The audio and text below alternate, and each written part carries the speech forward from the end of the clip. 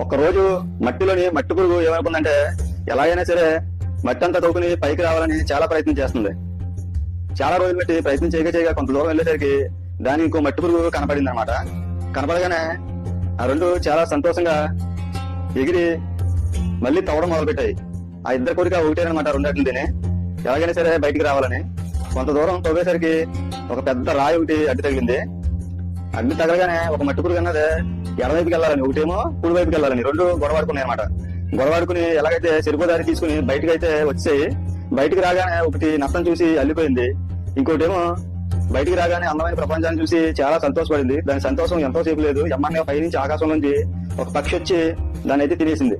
ఇంకో మట్టి పురుగు ఈ నష్టం చూసి అల్లిపోయి దగ్గరికి వచ్చేసరికి ఆ పక్షి తినకపోతే ఎలాగైనా సరే తప్పించుకుని లోపలికి వెళ్ళి దాని వచ్చే దారంతా కూడా మూసుకుంటా యథావిధిగా అది ఎక్కడి నుంచి అయితే స్టార్ట్ అయిందో అక్కడికి వచ్చి క్లోజ్ చేసుకుంది మొత్తం దారంతానే.